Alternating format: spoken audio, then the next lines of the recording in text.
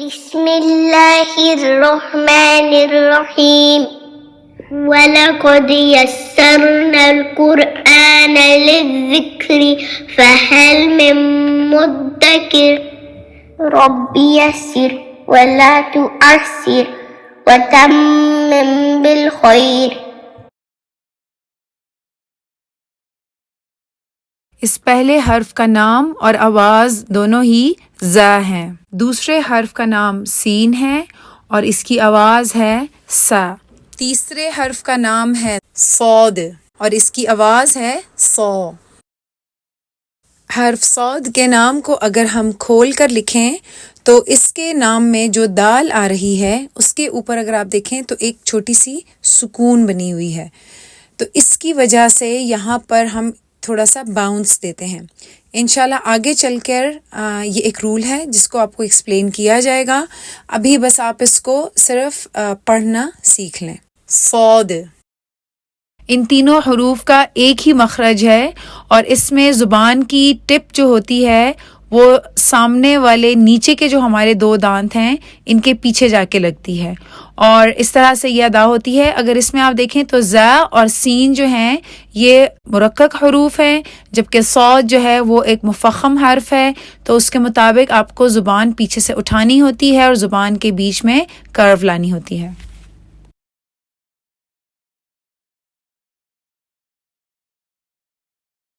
حرف زا میں ایک بڑی شارپ سی ز کی آواز ہوتی ہے۔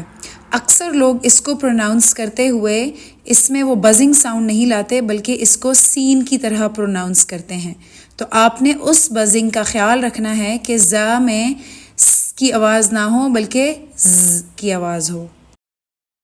حرف زا کو ادا کرنے کے لیے ہم زبان کو اپنے مخرج پہ رکھیں گے، پھر اس کو ادا کرتے ہوئے بالکل نارمل طریقے سے اپنے منہ کو کھولیں گے۔ اس بات کا آپ نے خیال رکھنا ہے کہ ادا کرتے ہوئے یہ نہ ہو کہ بس منہ جو ہے وہ بند کا بند ہی رہ جائے۔ زا زا زا زا زا۔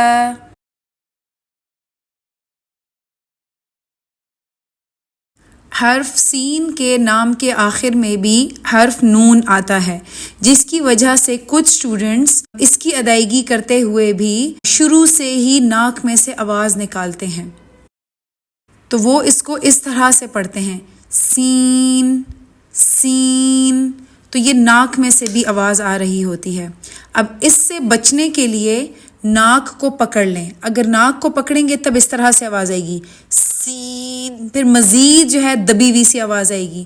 اب اس کا مطلب یہ ہے کہ جو ناک سے آواز نکل رہی تھی آپ نے اس کا رستہ بلاک کر دیا ہے، تو اب وہاں سے آواز چونکہ نکل ہی نہیں رہی تو اور مزید دب کے آئے گی۔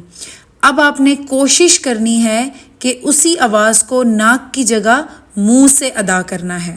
یہی والی ٹیکنیک ایسے تمام حروف جن کے آخر میں نون یا میم آتی ہے وہاں پر آپ نے اپلائی کرنی ہے۔ اس حرف کو ادا کرنے کے لیے ہم زبان کو اپنے مخرج پہ رکھیں گے اور اس کو ادا کرتے ہوئے ہم نے چہرے پہ اسمائل نہیں لانی۔ اس کے علاوہ جو سین ہے اس میں یہ ای کی آواز ہوگی، تبھی یہ حرف ٹھیک سے ادا ہوگا۔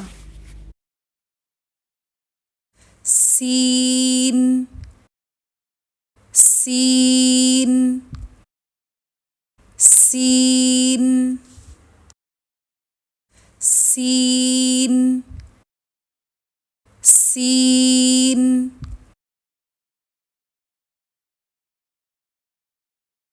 تو زبان کو آپ اپنے مخرج پہ رکھیں، اس کے بعد جو ہے آپ نے کیا کرنا ہے کہ زبان کی جو بیک ہے اس کو اٹھائیں پیچھے سے اور زبان کے بیچ میں آپ نے کرو لانی ہے، اور اس کے علاوہ پھر جب اس حرف کو آپ ادا کرتے ہیں تو آپ نے ہونٹوں سے اس کو ہیوی کرنے کی کوشش نہیں کرنی۔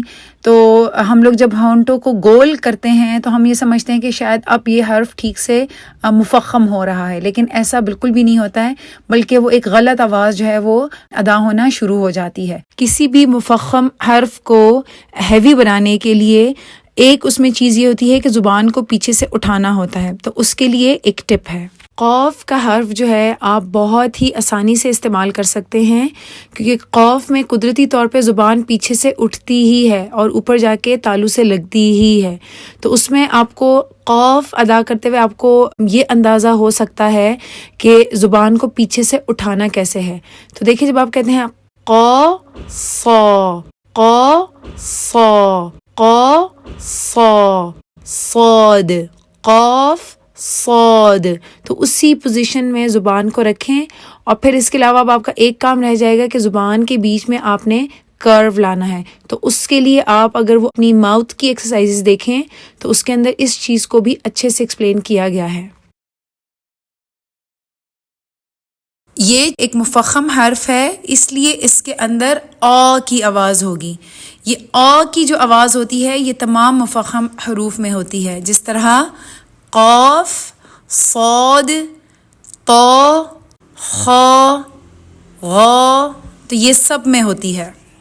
اس کے لیے زبان کا پیچھے سے اٹھنا ہوتا ہے اور زبان کے بیچ میں کرو آنی ہوتی ہے۔ اس کے علاوہ ہونٹوں کو گولائی میں لا کر اس میں آ کی آواز نہیں لانی ہوتی۔